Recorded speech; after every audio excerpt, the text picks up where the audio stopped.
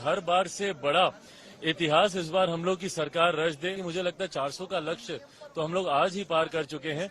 भाई, पॉलिटिकल भाषण के साथ साथ जो तथ्य रखे गए हैं उनको तो झुटलाया नहीं जा सकता। भाई, अगर आप पॉलिटिकल भाषण भी बोलते हैं तो हम सब राजनीति से कहीं ना कहीं जुड़े हुए हैं। हम राजनीति की भी बातें रखेंगे पर तथ्यों के साथ रखेंगे।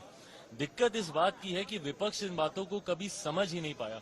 प्रधानमंत्री जी ने जो आंकड़े दिए आप उनको झुटला के दिखाइए। प्रधानमंत्री जी ने जो पूर्व के प्रधानमंत्रियों के द्वारा बातें कही गई हैं उनको ही उन्होंने कोट किया है, उसको आप झुटला के बताइए।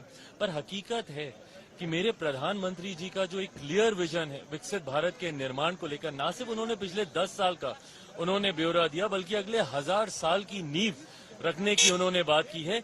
ये क्लैरिटी ऑफ विजन की जरूरत है एक विकसित भारत के निर्माण के लिए।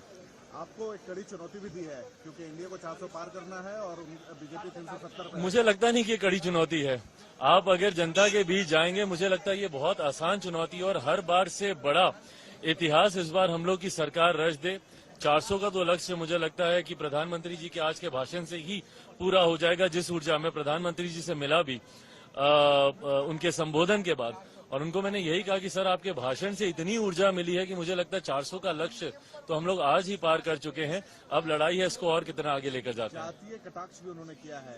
विपक्ष कहता है ओबीसी कहाँ पे है, उनके संस्थानों में उनको एक प्रधानमंत्री नहीं दिखता जो ओबीसी से आता है। नहीं, बिल्कुल सही बात है। प्रधानमंत्री जी ने अपना ही उदाहरण देकर कहा। ये बात भी सही है कि मेरे प्रधानमंत्री जात पात धर्म मजहब में विश्वास नहीं रखते।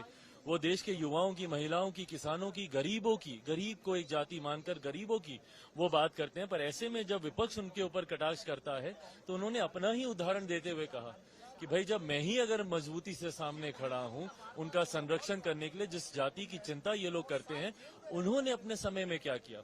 उस कमेटी का भी इन्होंने जिक्र किया जो कि देश की सर्वोच्च कमेटी उस दौरान मानी जाती थी। उसमें उस जाति के कितने लोग थे।